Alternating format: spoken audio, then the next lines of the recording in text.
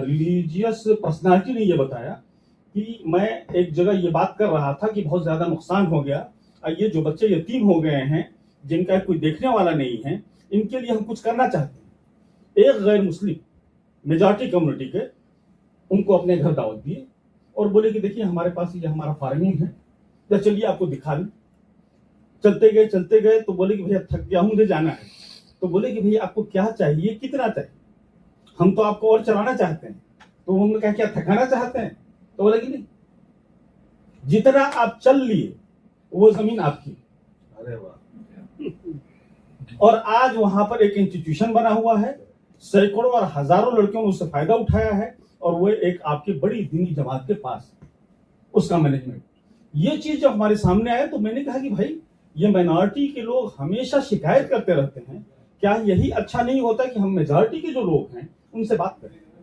और यही बात अभी 4 दिन पहले हुई है कि एक माइनॉरिटी के एडवोकेट को रोहिणी कोर्ट में कुछ एडवोकेट्स ने कम्युनल ये दिया, रिमार्क्स दिया, और उसके ऊपर जो है कुछ हाथ भी छोड़ दिए।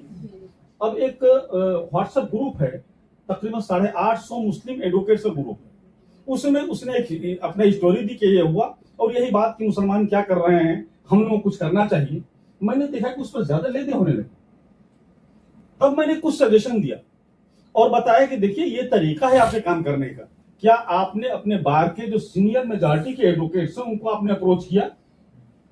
अगर आप अप्रोच करेंगे तो मसला वहीं हल हो जाएगा।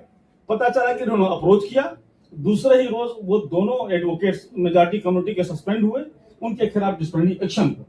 वो हमने जो 3 रोज पहले उनको दिया था व्हाट्सएप मैसेज, उस पर जो लिखा था वो मेरे पास है, मैं पढ़ सकता हूं, लेकिन चूंकि टाइम नहीं है इसलिए मैं सिर्फ यही बात करता हूं कि आप लोग जो है कतई ना उम्मीद न हो, मायूस न हो। ये एक दौर है, जनरल दौर भी आएगा, और मोहम्मद अहमद साहब इंशाल्लाह कामयाब